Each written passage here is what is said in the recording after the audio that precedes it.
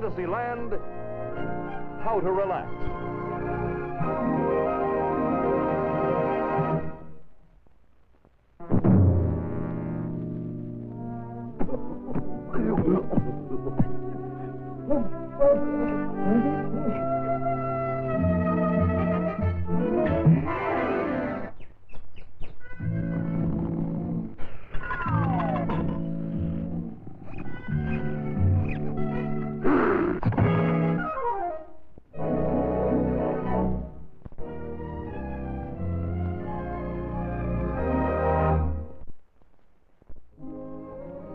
And now your host, Walt Disney. One of the most common topics of today is how to relax. What to do with our leisure time. Down through the ages, one of the most important things man has worked and struggled for is leisure. And with the 5-day week and the 8-hour day, man is well on his way to this goal. So he must solve the problem of what to do with all this newfound time. How to relax. Here at the studio, we have one of the most relaxed characters you've ever met, Goofy. So I'm going to turn the show over to him and let him act as your guide on this program to show us the Goofy way to relax. To probe the mystery of this fascinating subject of relaxation, let's take the key to the future. Open the door of the present, step across the threshold of time, and journey back through the dim, dark corridors of the past.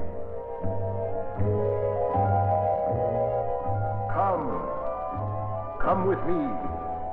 Back through the days of the horseless carriage and the high-wheeled bicycle. Back to the very beginnings of our young nation. Over the drawbridge and through the age of chivalry.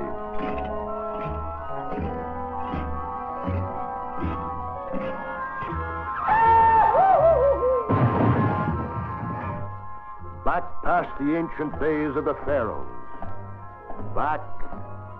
Ever back to prehistoric man's earliest beginnings, the caveman.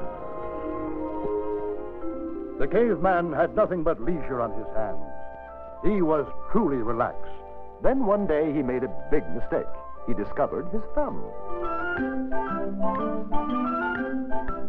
With his thumbs, he found he could pick up a club. The club developed into tools.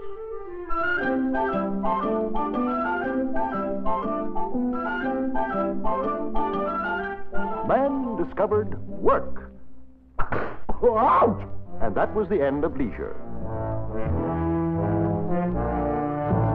He made pyramids and sphinxes. He built acropolises. He built boats and bridges and cities with roads and buildings and houses. Well, one thing led to another until man was doing nothing but work. Round the clock he worked, from sun up to sundown. And when he got tired of working, he worked some more.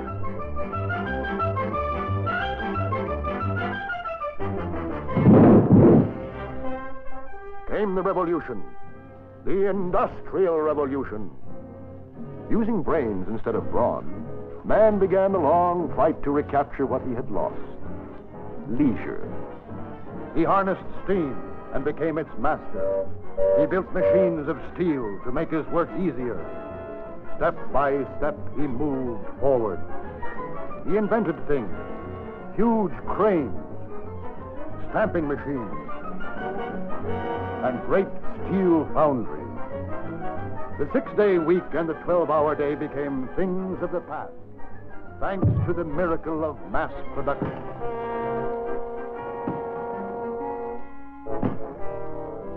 Now it would appear that man is right back where he started, with time on his hands and his thumbs unemployed. But no, there's a difference, a big difference. Outwardly, he appears to be relaxed. But inwardly, the machine has mastered man. This anatomical chart shows that underneath it all, he is a creature of tension, strain, and worry. A victim of the frenzied tempo of modern living. Note the grim face. Butterflies in the stomach. Taut nerves, knotted muscles. Anxiety impulses from the brain cause footus flatus, like this, or pedal extremis, like this. But unlike the brain, the foot is too smart to try to keep up the frantic pace. It simply lies down and goes to sleep. This is marked by a tingling sensation. This tingling is transmitted through the nervous system's telephone line until it reaches the brain. Hello? Brain? This is Walt. Slow down. Relax. But relaxing is much easier said than done. Today, man has forgotten how to relax and how to enjoy all the leisure time he has. So let's try to solve this problem of modern man by simple arithmetic. First, there are the evenings, the leisure hours between work and bedtime. In a year, these evening hours equal 87 full days of leisure. Weekends add 104 days each year. And our annual vacation gives us another 14 days of leisure. So, not counting sick leaves, holidays, coffee breaks, and just plain goofing off, we have a total of 205 days to relax. So let's start with what an average man does with his evenings. When the day's toil is over and the clock nears 5, our hero looks forward to an evening of well-earned rest and relaxation. Reluctantly, he wends his way to the time clock. The 0 hour approaches. 9, 8, 7, 6, 5, 4, 3, 2, 1. Move over! Stop! Lay off! Hey, wait for me!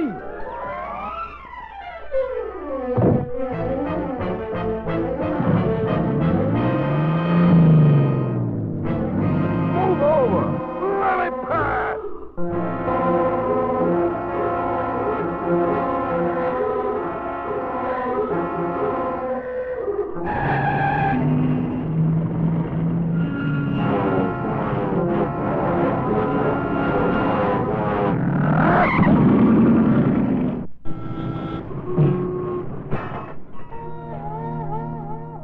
Now home is our hero, his leisure to keep, wound up too tightly, too nervous to sleep.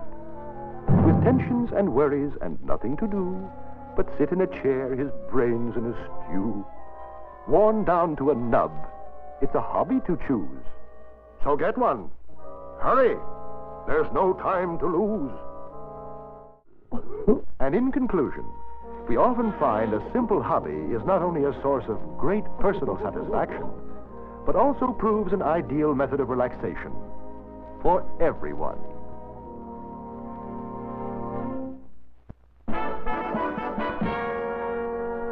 And now for weekends.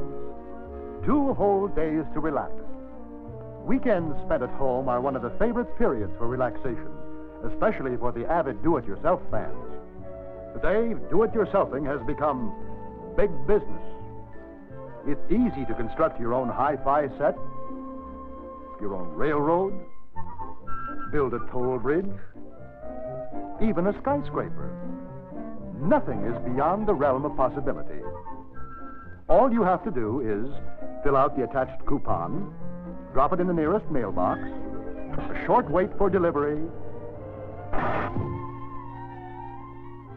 and you're on your way to fun and relaxation assembling your favorite put-it-together kit. Of course, these kits come complete with an enclosed book of instructions on how to fly a glider. Yeah, nothing to it. First, test the prevailing winds by means of the windsock. Then choose the proper terrain and make sure the takeoff is clear of any obstacles, particularly trees and telephone poles. Die. Here goes my glider, and bye. Turn into the wind, test your equipment, and take off.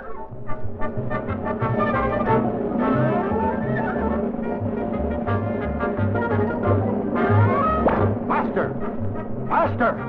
More speed! Don't let minor mishaps mar your enthusiasm. Keep trying, for there are many other ways to enjoy your leisure. Today, the family garage has become a machine shop filled with lathes, drills, saws, jigs, augers, in fact, power tools of every description. But all this elaborate equipment isn't really necessary.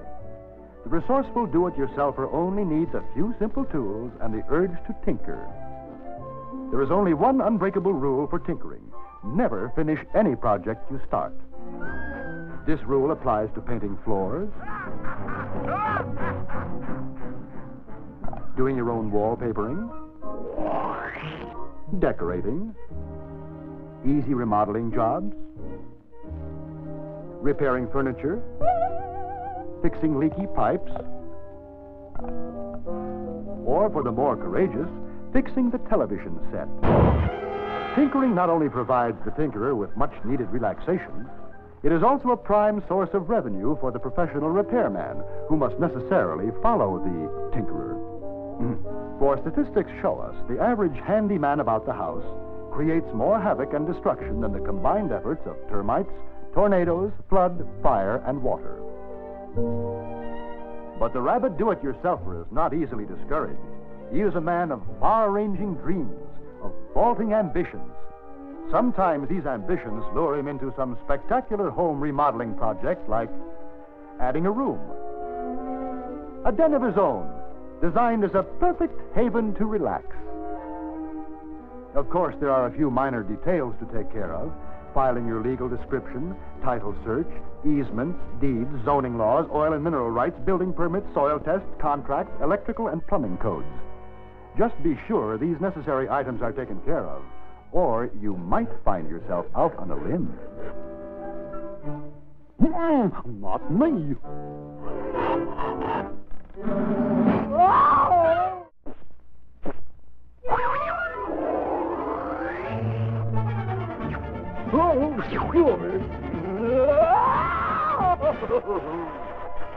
Oh, I've got you!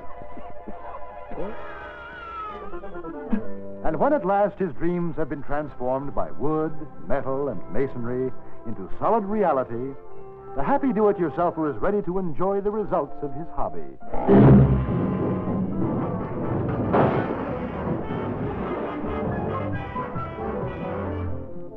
Where he can enjoy to the utmost the gentle art of loafing.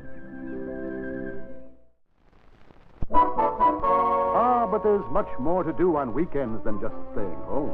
Yes, indeed. The leisure hours of Saturdays and Sundays are ideally suited for the weekend sportsman.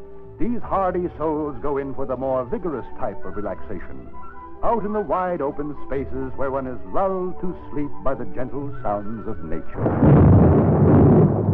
Ah, yes, there is nothing to equal the joy of sleeping in the great out-of-doors, arising at the crack of dawn, completely relaxed from head to toe, hungrily filling our lungs with the pure, thin, rarefied mountain air, so much healthier than the smog and artificial ozone of the crowded city. And then, of course, there's nothing to compare with duck hunting. Ah, the clarion call, so beloved by the enthusiastic Nimrod.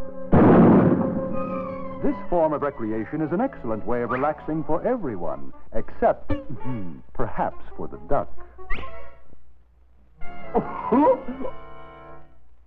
For the more sedate devotees of leisure, there is always horseback riding. Ah, yes, from office seat to saddle for those who prefer their exercise sitting down. Wind in your face, blowing away tension, strain, and worry. And so at a leisurely pace, one has time to contemplate the beauty and tranquility of nature.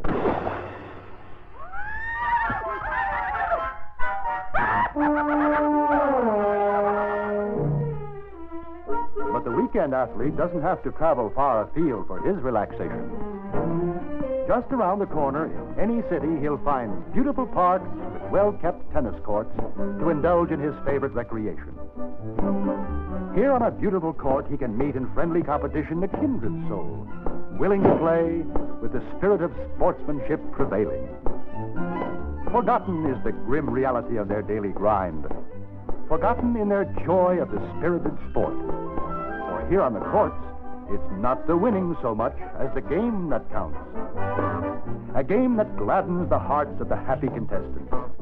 Free in the thought that they're achieving that mystical something. Happy, carefree leisure and complete relaxation. No matter which way the ball bounces. Oh, fudge! Here at the beach, what more ideal spot is there for those who dare conquer the restless waves with a brisk, invigorating dip in the briny? Among the restless seekers of leisure, we find the surf riders, that lucky group devoted to wooing the spirit of relaxation. Here, with complete abandon, safely astride the surfboard, they joyously ride the whispering waves.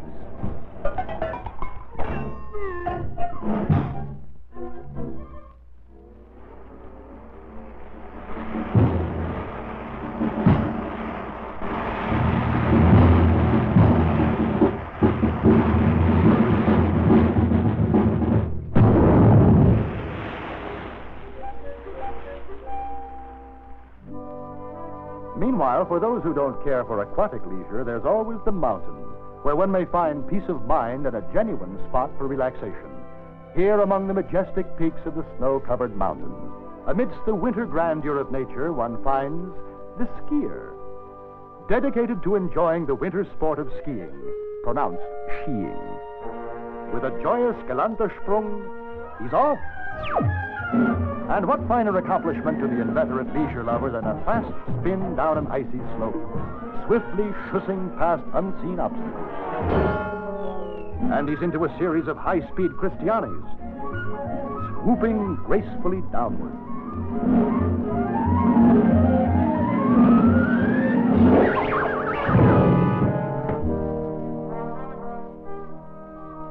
But as you may have noticed, weekend athletics have a tendency to stove in the weekend athletes between weekends.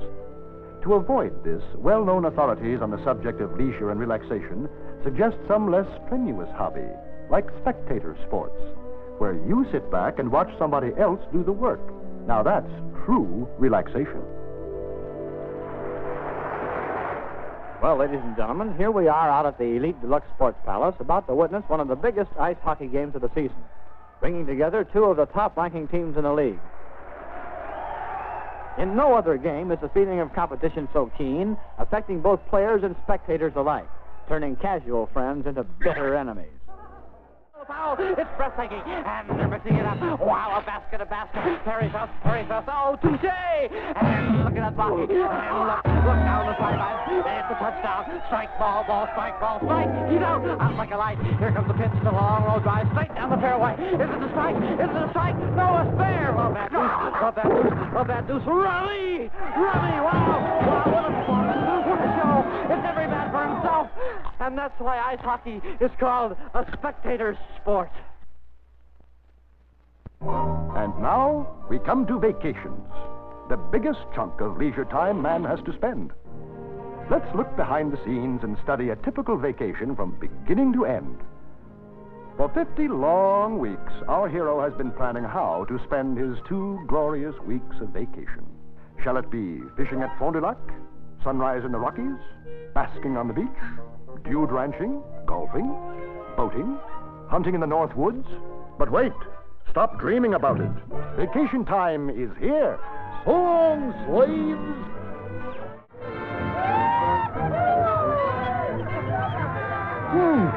That's my car. Pull over to the side. And finally, the perfect haven for rest and relaxation. But all good things must come to an end. So, it's back once again to the old grind. Back to that good old workaday world. Refreshed in body and spirit. Yeah, ready to join the teeming multitudes hurrying to their jobs. Oh, boy. Back to the familiar office, where one is greeted by one's co-workers. You're late, Chief. Get to work. Back in harness again, happily pitching in to make up for vacation's lost time. You're killing time, Chief. Get to work. But he's not killing time. Time is killing him. And as the days slip by, a secret urge grows within him. An urge to escape, to get away from it all.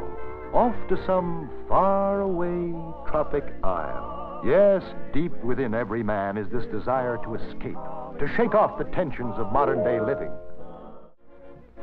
And so a sacrificial tribute must be offered by the simple, lovable, hospitable islanders. Geef knew the friendly natives wouldn't throw him to the volcano, but they did.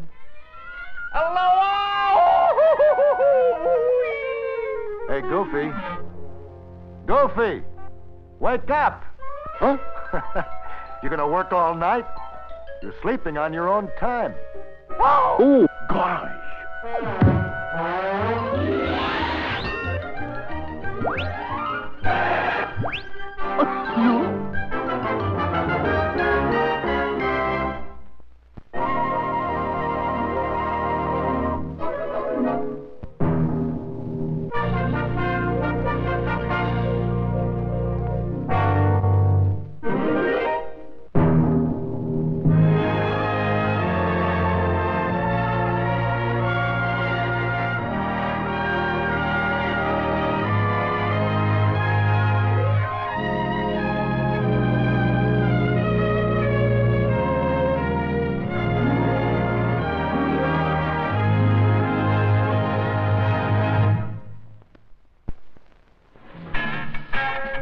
This is the American Forces Radio and Television Service.